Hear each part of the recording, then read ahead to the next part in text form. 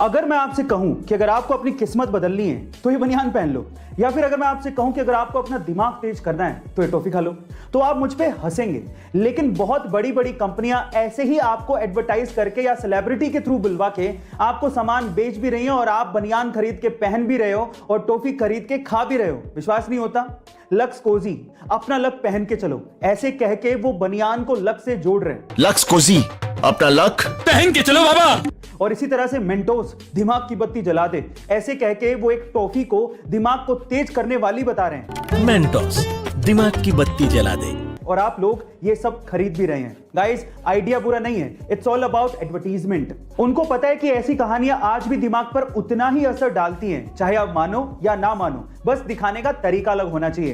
Guys, आपको ये information कैसी लगी कमेंट सेक्शन में जरूर लिखिएगा। एलोन मस्क की टेस्ला कार दुनिया की सबसे प्रोमिनेंट इलेक्ट्रिक व्हीकल कारों में से एक मानी जाती है और एलोन मस्क खुद ये दावा करते हैं कि इसकी टेक्नोलॉजी को कोई भी हैक नहीं कर सकता। लेकिन रिसेंटली चांद ने टेस्ला की टेक्नोलॉजी को चकमा दे दिया। कैसे, मैं आपको बताता हूं। एक्चुअली जब एक अमेरिकन निल्सन नाम के टेस्ला ड्राइवर अपनी कार को ऑटो पायलट मोड में या फिर सेल्फ ड्राइविंग मोड में चला रहे थे तो सामने चांद को देख के टेस्ला कार इसे येलो लाइट समझ के बार बार धीमी हो रही थी।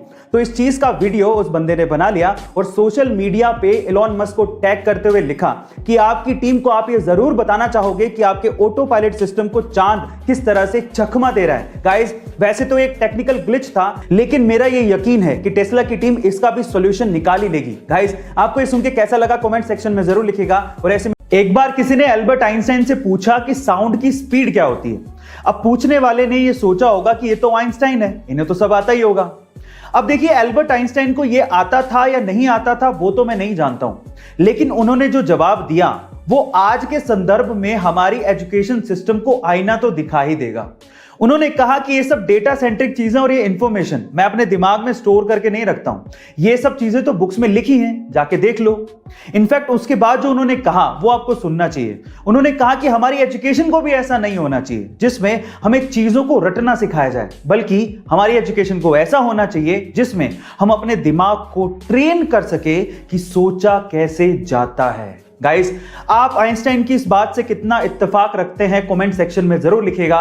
और ऐसे अमेजिंग वीडियोस हाल ही में YouTube के शॉर्ट्स प्लेटफॉर्म पे दुनिया के सबसे फेमस के-पॉप बैंड BTS ने भी अपना शॉर्ट्स रिलीज किया और देखते ही देखते वो वायरल हो गया।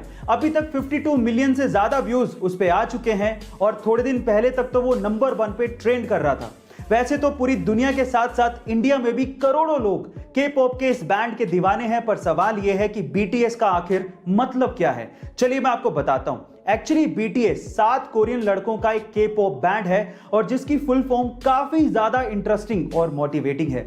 BTS का फुल फॉर्म है बैंगटन सोनिएंडन, जो कि एक कोरियन लाइन है जिसका हिंदी में मतलब है गिरकर फिर से उठना।